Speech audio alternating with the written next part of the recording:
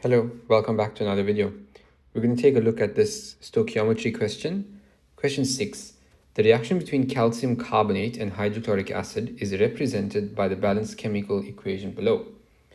So CaCO3 plus 2HCl produces CaCl2, CO2, and H2O.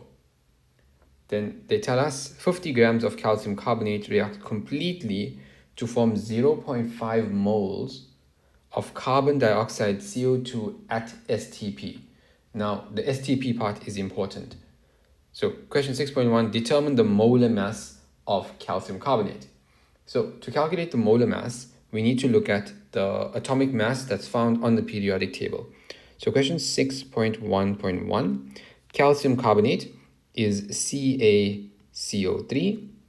So if you look on the periodic table, calcium has a mass of 40, plus carbon has a mass of 12, plus we have 3 oxygens, and each oxygen has a mass of 16. So 40 plus 12 plus 3 times 16, and that is 100 grams per mole. Question 6.1.2. Determine the number of calcium carbonate molecules that reacted. So first, we need to calculate the number of moles.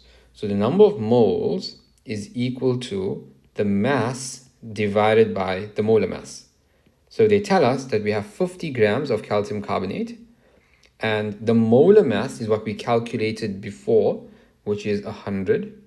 So 50 divided by 100 is 0.5 moles. So we have 0.5 moles of calcium carbonate.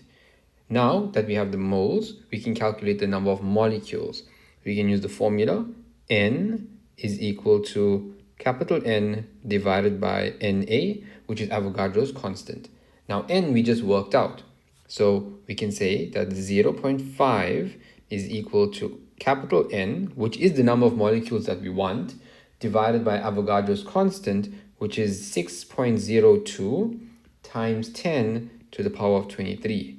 Now we just solve for N, and N is equal to 3.01 times 10 to the power of 23 molecules.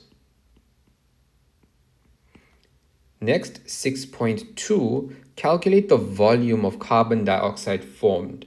So we know the number of moles of calcium carbonate, and we want to know the volume of CO2.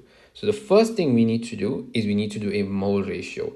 What is the ratio between calcium carbonate and CO2? Now we get this from the reaction. So if we look at our reaction, calcium carbonate, there is an invisible 1 here, and CO2, there's also an invisible 1 here. So the ratio is 1 to 1. Now, when we do this, we say, do we actually have 1 mole of calcium carbonate? No, we don't. We have 0.5 moles. So 0.5, and since it's 1 to 1, this would also be 0.5. So we have 0.5 moles of CO2. Now that we have the moles of CO2, we can calculate the volume. So they tell us that this carbon dioxide is formed at STP, which means we can use a value, a constant. So what is the equation that we can use? We can use N is equal to V divided by Vm. N is the number of moles, we worked it out, so 0.5 divided is equal to V, which is the volume that we want, divided by Vm, which is 22,4. So 22,4, it is a constant. And now we cross multiply again, and so we're going to get V is equal to 11,2 dm cubed. And that's it. That's question 6. Thanks so much for watching. Don't forget to like, share, and subscribe. I'll see you in the next video.